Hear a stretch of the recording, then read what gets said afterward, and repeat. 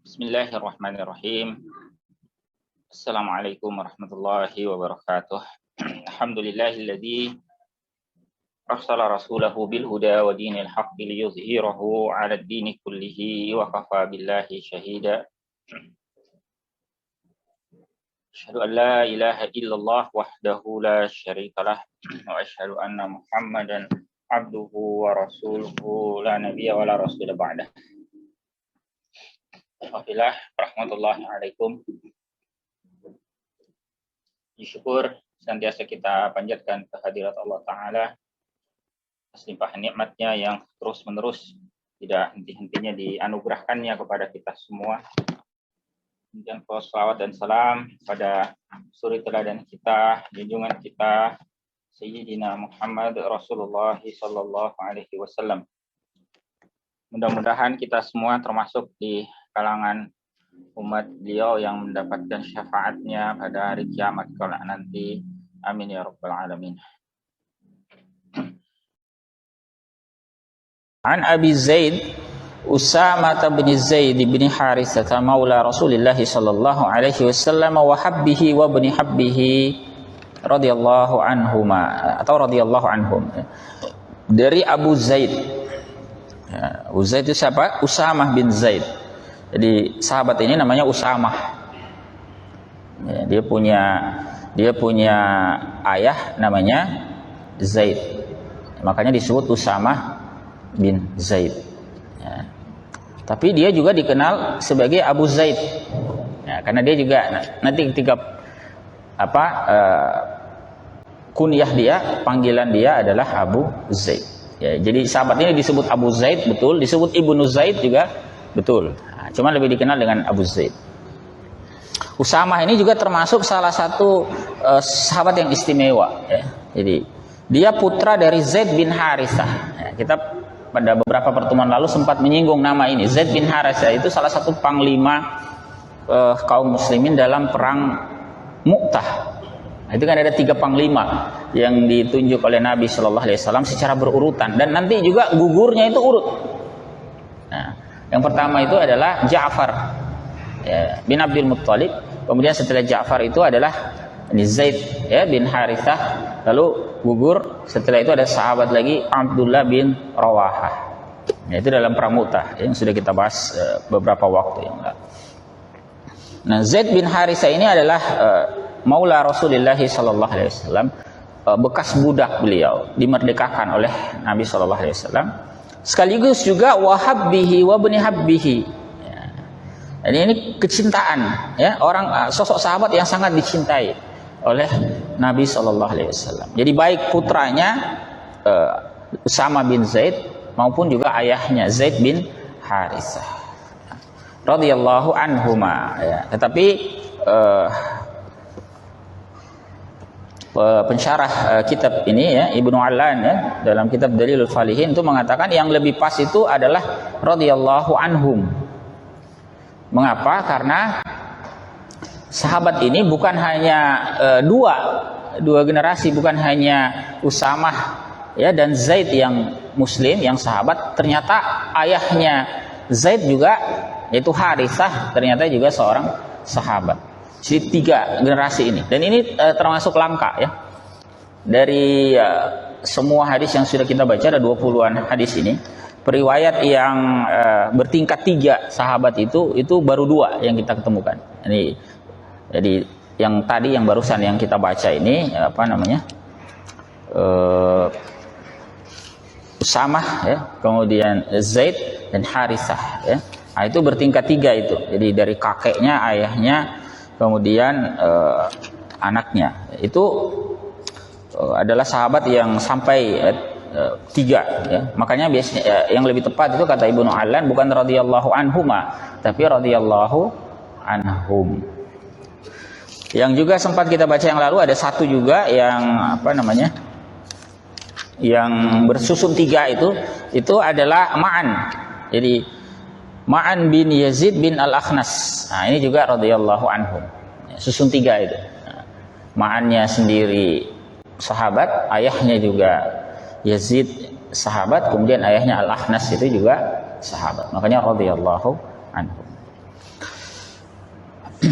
Dan ini Usamah sebagaimana ayahnya ini juga panglima kaum muslimin yang istimewa. Jadi kalau tadi kiprah ayahnya Zaid bin Harithah itu terkenal dalam peristiwa perang Mu'tah, itu luar biasa ya. Jadi itu ada cerita tentang menjelang wafatnya itu kan dia sampai terpotong itu ya, buntung itu tangannya kanan dan kiri itu. Dan dia yang memegang royah itu. Royah itu bendera tauhid itu, yang bendera Nabi SAW yang warna hitam tulisannya putih, kalimat tauhid la ilaha illallah Muhammad Rasulullah. Itu dipegang panglima perang. Nah, saat tangannya buntung yang kanan itu dia pegang dengan tangan kirinya. Ketika buntung juga tangan kirinya itu dia jepit ya dengan dengan sikunya. Karena ar-royah itu panji perang itu kan simbol. Kalau dia tegak, nah itu kan berarti mengibaratkan semangat kaum muslimin itu harus tetap berkobar. Nah, itu penting sekali dulu di masa lampau itu. Panji itu kalau sampai itu direbut musuh atau tidak berkibar lagi, itu bisa menjatuhkan mental pasukan. Makanya dijaga betul. Nah, sampai wafatnya itu ya. Nah, putranya ini Usamah bin Zaid itu juga sama, dia juga panglima ya. Bahkan usianya sangat-sangat muda. Jadi ada yang riwayat menyebutkan 17 tahun, ada yang menyebut 18 tahun. Dia sudah memimpin pasukan besar. Di akhir hayat Nabi SAW, beliau sempat memerintahkan Usamah bin Zaid itu untuk memimpin pasukan kaum muslimin untuk berjihad menghadapi pasukan Musailamah Al-Kazzab.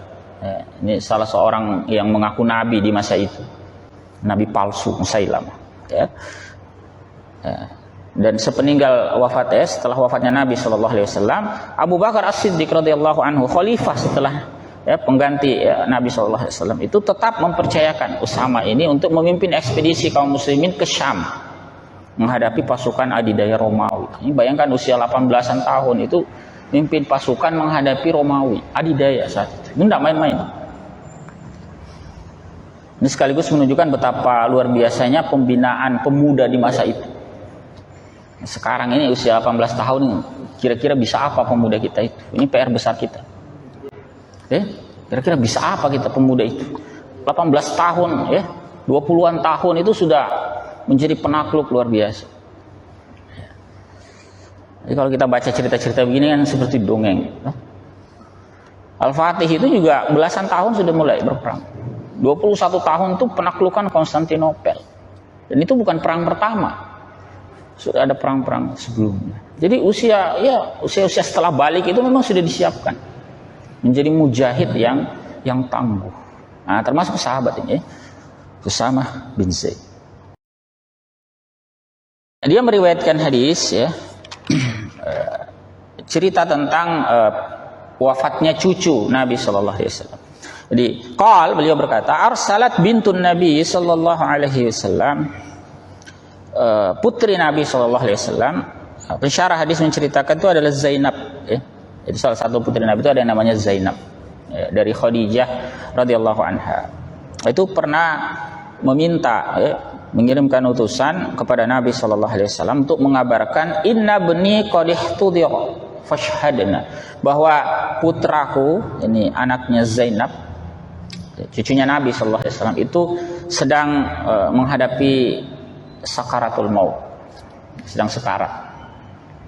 Fashhadna, maka datanglah, hadir. Jadi meminta Nabi SAW itu hadir.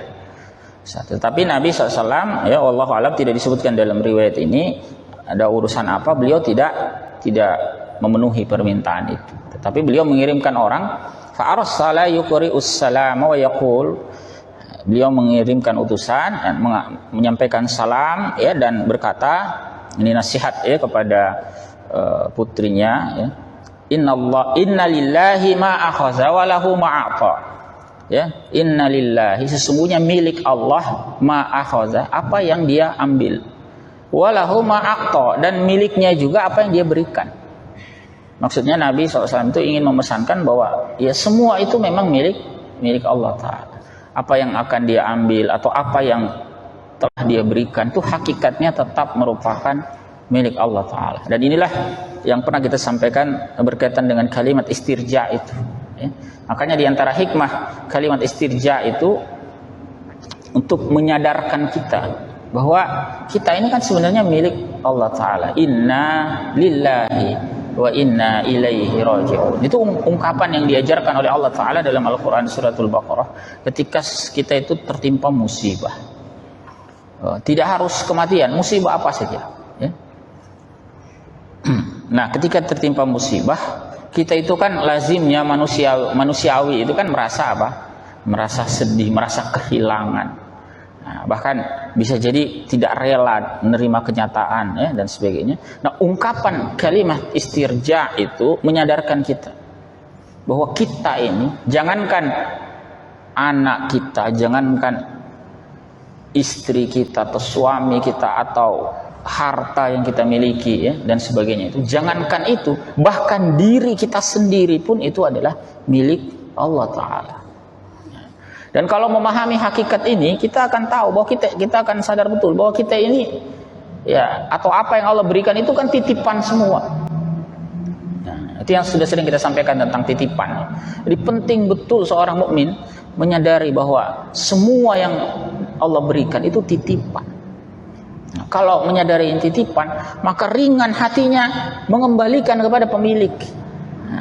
Ya, sering kita kasih ilustrasi yang lalu, saya kasih contoh itu tentang ada tetangga kita yang pulang kampung.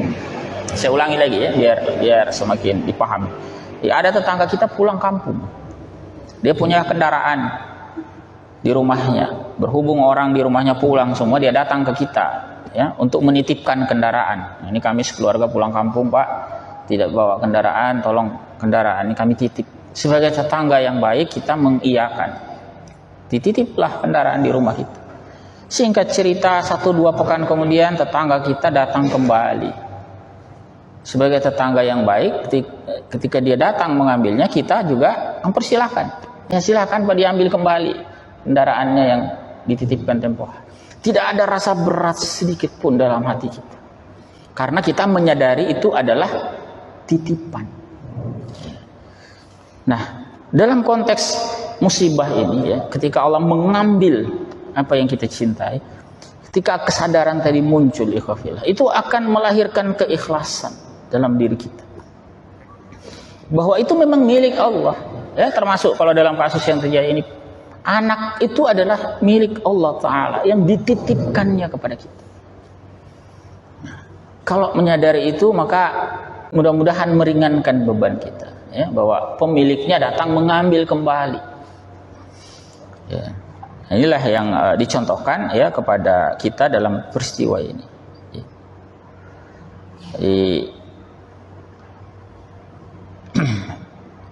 Khafillah rahimakumullah, Ibnu Alan mengatakan, nah, ya, ini penting ya, kaitannya dengan titipan ya.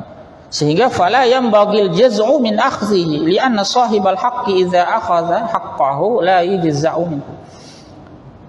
Karena tidak patut orang itu berkeluh kesah ya, merasa berat ya, ketika pemiliknya mengambil kembali apa yang dititipkan itu.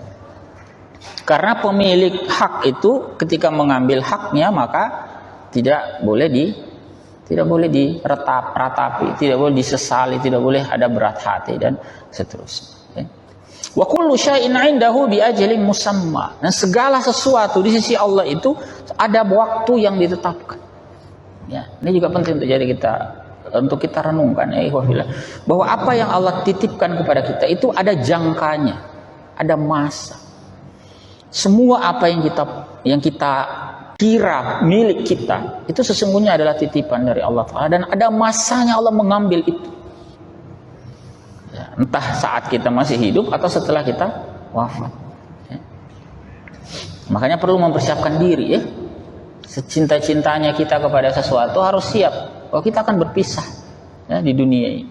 Kita sangat cinta kepada istri kita, kepada anak kita, harus ada kesadaran bahwa entah kita yang meninggalkan mereka atau mereka yang meninggalkan kita. Harus siap. Jangan sampai tidak siap, kejadian akhirnya ada orang ditinggal mati pasangannya, ditinggal mati anaknya, itu stres, depresi. Ada, tidak siap. Siapkan diri kita ya. Dan ujian itu bisa datang kapan saja Ya.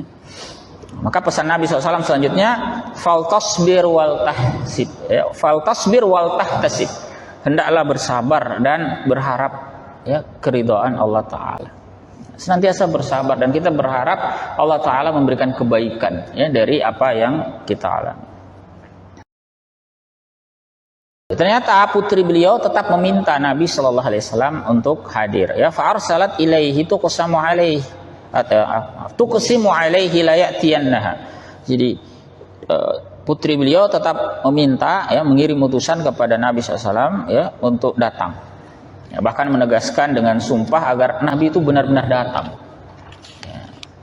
Ini juga menunjukkan betapa disyariat, memang dibolehkan, ya, disyariatkan ketika menjelang ajal kita memanggil orang yang soleh, ya, atau dalam kasus ini memanggil Nabi Shallallahu Alaihi Wasallam, mudah-mudahan mendapatkan barokah, ya, keberkatan, mengharapkan barokah, ya, kehadiran Nabi Shallallahu Alaihi Wasallam, karena Nabi itu juga ketika hadir atau orang soleh ketika hadir itu juga mendoakan, ya, dan sebagainya. Nah, singkat cerita, kemudian Nabi Shallallahu Alaihi Wasallam faqama wa ma'ahu Sa'd bin Ubadah wa Mu'adz bin Jabal wa Ubay bin Ka'ab wa Zaid bin Tsabit wa rijalun radhiyallahu anhu. Maka berdirilah Nabi Shallallahu Alaihi Wasallam, bersama beliau ada banyak sahabatnya, ada Sa'd bin Ubadah, ada Mu'adz bin Jabal, ada Ubay bin Ka'ab, Zaid bin Tsabit dan lain-lain radhiyallahu anhum. Nabi memenuhi itu, datang, ya, kepada putrinya. Sampai di sana, farufi'a ila Rasulillah sallallahu alaihi wasallam as-sabiyyu.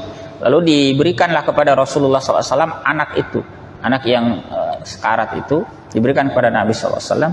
Fa'aqa'adahu fi hijrihi wa nafsuhu taqaqqa. Lalu Nabi sallallahu alaihi wasallam mendudukkannya di pangkuannya. Nah, ini nafas, ini anak ini sudah tersengal-sengal, ini sudah separuh nafas lah, ya. Sudah menjelang ajalnya. Melihat itu, fafadat aina, lalu berlinanglah air mata, ya. Kedua mata beliau itu meneteskan air mata. Faqala Sa'd, lalu Sa'd berkata, ya Rasulullah, ma haza, wahai Rasulullah, apa ini? Maksudnya mengapa Nabi menangis? Nah, gitu, ya. Dalam riwayat yang lain, Sa'd bin Ubadah itu berkata, atabaki, apakah anda menangis, ya, wahai Rasulullah? Faqala, lalu beliau bersabda, ya, hadhihi rahmatun ja'alaha Allah Ta'ala fi qulubi ibadih. Ini merupakan rahmat yang dijadikan oleh Allah Ta'ala dalam hati hamba-hamba. Maksudnya kalau orang bersedih bahkan sampai menangis kalau ada kejadian semacam ini, itu bukan hal yang buruk, ya. Itu manusiawi, bahkan bagian dari karunia Allah Ta'ala, itu rahmat, ya. Jadi jangan sampai mengalami kejadian seperti ini tidak ada sedihnya sama sekali, itu paham maksudnya, ya. Jadi manusiawi, wajar itu, ya. Itu bukti menunjukkan bahwa dalam hati kita itu masih ada rahmah, ya, masih ada kasih sayang, ya. Karena kita itu kan mestinya fitrah kita itu tidak tidak tega melihat, apalagi anak yang sedang sekarat ini. Disebut itu takok itu oleh Imam An-Nawawi disebutkan maknanya adalah tataharraku wa tattarid. Anak ini bergerak-gerak seperti kalau istilah sekarang itu step lah, ya, kayak bergerak-gerak, kalau step itu apa, ya, bisa lihat kejang. Nah, kira-kira begitu. Itu kalau kita buang ini kan kasihan, dah. Nah, wajar, ya. Justru tidak wajar kalau kita menganggap itu perkara biasa. Nabi SAW itu bersedih, ya, tidak tega melihat itu, dan itu kebaikan, ya. Nabi SAW sebutkan hadhihi rahmatun ja'alaha Allah Ta'ala fi qulubi ibadih. Ini adalah rahmat yang Allah Ta'ala menjadikannya dalam hati hamba-hamba, ya. Jadi kalau ada belas kasihan dalam diri kita, ya, terkait hal-hal semacam ini, bersyukur, itu rahmat, ya, rahmat dari Allah Ta'ala. Wa fi riwayah, ya, dalam riwayat yang lain disebutkan fi qulubi man syaa'a min ibadih. Nah, Allah jadikan di dalam hati siapa saja yang dikehendaki dari hamba-hamba. Kemudian ada tambahan wa inna ma yarhamullahu min ibadihi ruhama. Ya, sesungguhnya yang dirahmati oleh Allah dari hamba-hambanya itu hanyalah, ya, orang-orang yang penyayang. Nah, jadi Jangan sampai kita tidak punya rahmah yang seperti ini. Hati-hati ya, justru kita patut sedih kalau nggak punya yang begini. Jangan sampai kita dijauhkan dari rahmat Allah Ta'ala, karena Allah itu hanya memberikan rahmat kepada orang yang punya kasih sayang tadi. Muttafaqun alaihi. Ini hadis Bukhari Muslim.